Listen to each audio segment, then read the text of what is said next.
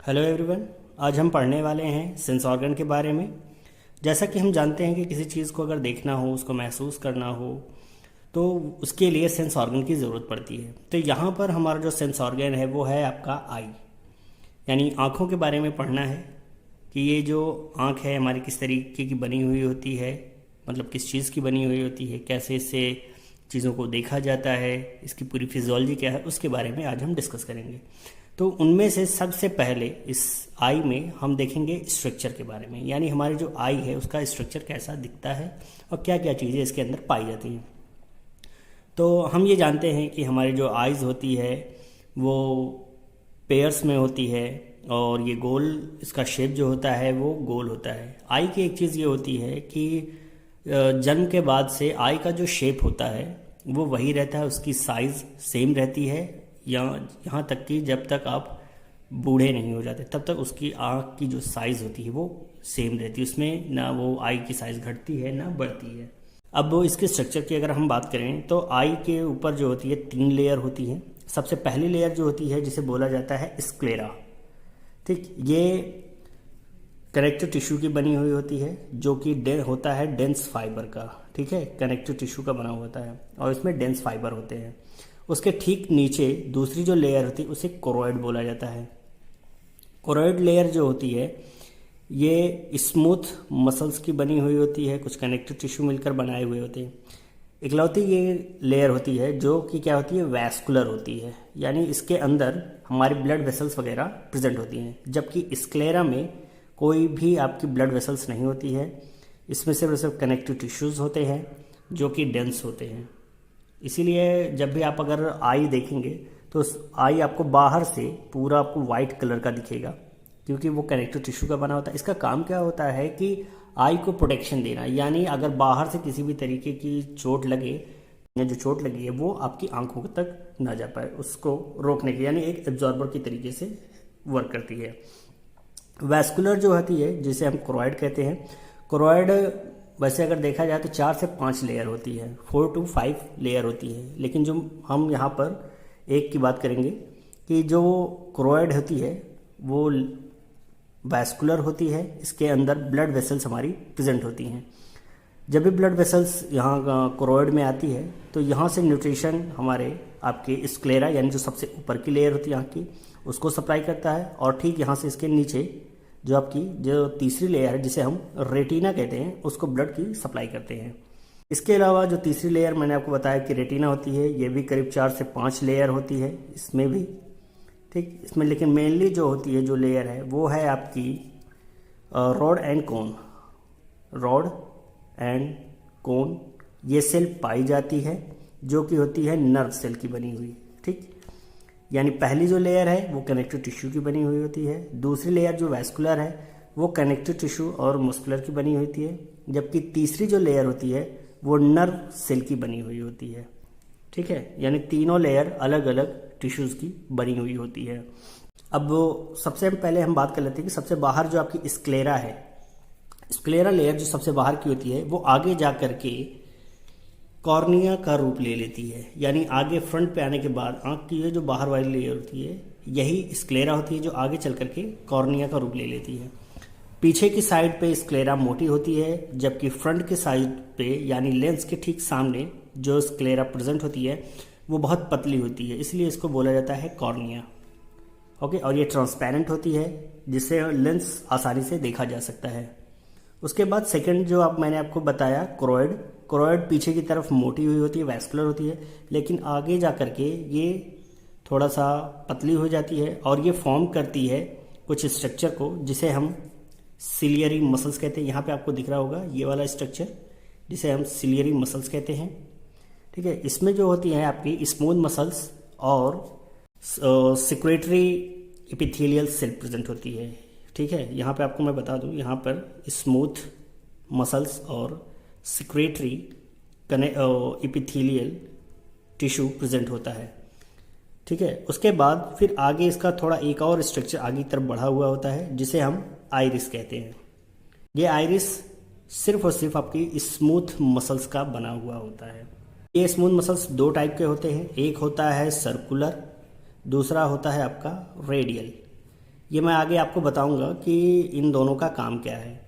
तो अभी आप इतना जानें कि जो कोरोइड लेयर है वो आगे जा कर के सिलियरी मसल्स और आइरिस में कन्वर्ट हो जाती है, यानी ये एक स्ट्रक्चर को फॉर्म करती है। सिलियरी मसल्स जो होती है वो स्मूथ मसल्स और सिक्रेटरी एपिथेलियल टिश्यू की बनी हुई होती है, जबकि आइरिस सिर्फ और सिर्फ स्मूथ मसल्स का बना हुआ होता है। इस आइरिस में जो स्मूथ मसल्स पाई जाती है वो सर्कुलर और रेडियल दो होती है। उसके बाद तीसरी जो लेयर है वो उसे बोला जाता है रेटिना। यहाँ पे आपको दिख रहा होगा ये रेटिना पीछे की तरफ होती है और आगे जा कर के रेटिना प्रेजेंट नहीं होती, यानी यहाँ पर जा कर के रेटिना ख़त्म हो जाती है। यानी पूरे आँख का 3/4 पार्ट आपका रेटिना होता है। फ्रंट साइड पे आपकी रेटिना यानी इस साइड पे पूरा रेटिना नहीं प्रेजेंट होती है, सिर्फ यहाँ से ले करके ये पूरा हिस्सा आपका रेटिना का होता है। यहाँ पर आपको जो दिख रहा होगा ये वाला हिस्सा, इसे बोला जाता है ऑप्टिक डिस्क, यानी ये वो एरिया होता है जहाँ से हमारी नर्व सेल और ब्लड वेसल्स क्या होता है आंखों के अंदर आती हैं या आंखों के बाहर निकलती है। अब इसी ऑप्टिक डिस्क से जो नर्व सेल्स बाहर निकलती है उसे बोला जाता है ऑप्टिक नर्व। यही ऑप्टिक नर्व जा करके हमारे ब्रेन के ऑसिपिटल लोब में साइनेप्स करती है, जिससे हमें वो चीज़ें देखने को मिलती हैं। उसके बाद यहाँ पर आपको ये वाला हिस्सा पूरा दिख रहा होगा, इसे बोला जाता है विट्रस चैम्बर। विट्रस चैम्बर बोला जाता है, यहाँ पर आपको दिख रहा होगा। इसके अंदर लिक्विड भरा हुआ होता है जिसे विट्रस फ्लूइड बोला जाता है। अब इस लिक्विड में क्या होता है 90% वाटर होता है, कुछ मिनरल्स होते हैं, इसके अलावा एक कुछ प्रोटीन पाई जाती है जिसे म्यूकोप्रोटीन बोला जाता है। म्यूकोप्रोटीन बोला जाता है। ये काम क्या करती है कि बॉडी जो आँख का स्ट्रक्चर है उसको मेंटेन करने का काम करती है। उसके बाद यहाँ पर आगे आपको दिख रहा होगा, इसे बोला जाता है एक्वस चैम्बर। ठीक है, एक्वस चैम्बर 2 पार्ट में बटा हुआ होता है, यानी आपकी ये जो आइरिस है, आइरिस के आगे का जो हिस्सा होता है इसे बोला जाता है एंटीरियर चैम्बर, और आइरिस के ठीक पीछे यानी लेंस और आइरिस के बीच में जो जगह होती है उसे बोला जाता है पोस्टीरियर चैम्बर। यहाँ पर लिक्विड का सिक्रीशन होता है, और ये लिक्विड मैंने आपको बताया था कि हमारी जो सिलियरी मसल्स होती है, यहाँ सिलियरी मसल्स हमारी स्मूथ मसल्स और सिक्रेटरी एपिथेलियल टिश्यू की बनी होती है। यही सिक्रेटरी एपिथेलियल टिश्यू उसी लिक्विड को सिक्रीट करता है और वो यहाँ आकर के इकट्ठा होता है, जिसे बोला जो कि हमारे एंटीरियर चैम्बर और पोस्टीरियर चैम्बर में कलेक्ट होता रहता है। अगर इसी का लेवल बहुत ज़्यादा हो जाए तो एक बीमारी होती है जिसे बोला जाता है आपका ग्लूकोमा। ठीक है, जिसे ग्लूकोमा नाम दिया जाता है। अब यहाँ पर आपको लेंस दिख रहा होगा। हमारी आंखों में जो लेंस पाया जाता है वो कॉन्वेक्स होता है, कॉन्वेक्स। ठीक है, ये लेंस हमारी आंखों में पाया जाता है। डिस्टेंस के हिसाब से ये जो लेंस होता है अपने आप को थिक और थिन करता रहता है। अगर हमें दूर की चीज़ों को देखना है तो लेंस की जो साइज़ है वो बढ़ जाएगी, और अगर हमें नज़दीक की चीज़ों को देखना है तो लेंस की साइज़ घट जाएगी, यानी वो थिक हो जाएगा, यानी मोटा हो जाएगा। इसके अलावा यहाँ पर लेंस को जो है कुछ फिलामेंट के द्वारा इसे हैंग किया जाता है। ये जो फिलामेंट होते हैं इसे सस्पेंसरी लिगामेंट बोला जाता है। यहाँ पर आपको दिख रहा होगा, यहाँ पर ये हमारी सिलियरी मसल्स के साथ, ये दिख रहा है, सिलियरी मसल्स के साथ कुछ लिगामेंट लगे होते हैं जिसे सस्पेंसरी लिगामेंट बोला जाता है। ये हमारे लेंस को होल्ड किए रहते हैं। होता क्या है कि लेंस के ऊपर एक पतली सी लेयर होती है जिसे कैप्सूल बोला जाता है। ठीक, इसी कैप्सूल से ही हमारा सस्पेंसरी लिगामेंट अटैच होता है। जब ज़रूरत होती है तो उसी हिसाब से यही लेंस जो होता है वो कॉन्ट्रैक्ट और रिलैक्स होता है, जिससे हमारा जो लेंस होता है वो क्या थिक और थिन होता है। अब अगर हम बात कर लें कि यहाँ पर मैंने आपको बताया था कि जो हमारा ये लेंस होता है, इस लेंस के ठीक सामने हमारे प्रेजेंट होती है आइरिस। ये आइरिस को अगर हम देखें तो मैंने आपको बताया था कि इस आइरिस में स्मूथ मसल्स प्रेजेंट होती हैं जो कि सर्कुलर और रेडियल होती है। अगर हम इसका स्ट्रक्चर देखें तो आपको आँख कुछ इस तरीके से दिखेगी। इसके बीच में यहाँ पर ये लेंस है, लेंस के ठीक सामने यहाँ पर प्रेजेंट होती है हमारी आइरिस। ठीक, यही आइरिस जब कॉन्ट्रैक्ट होती है तो जब कॉन्ट्रैक्ट होगी तो होता क्या है कि अगर सर्कुलर, हमारा जो सर्कुलर स्मूथ मसल्स है, यानी साइरिस के अंदर जो सर्कुलर स्मूथ मसल्स है, अगर वो कॉन्ट्रैक्ट होती है तो प्यूपिल की जो साइज होती है वो क्या हो जाएगी, छोटी हो जाएगी। और रेडियल मसल्स अगर ये कॉन्ट्रैक्ट होती है तो जो आइरिस की साइज है वो क्या हो जाएगी, बड़ी हो जाएगी।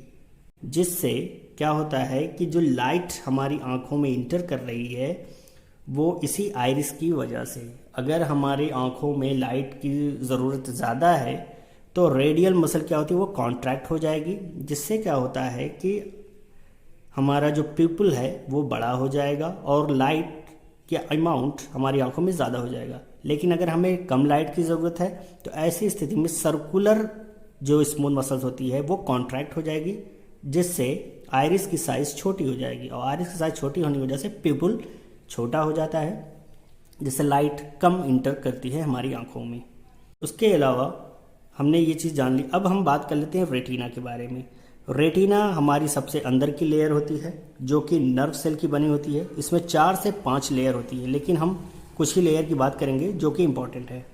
सबसे पहले हम बात करेंगे कि इसमें जो एक लेयर होती है जो कि रॉड एंड कोन की बनी हुई होती है। ये रॉड एंड कोन काम क्या करता है कि लाइट को एब्जॉर्ब करता है। लाइट को एब्जॉर्ब करने के बाद इस रॉड एंड कोन में एक पिगमेंट पाया जाता है जिसे बोला जाता है रोडोप्सिन।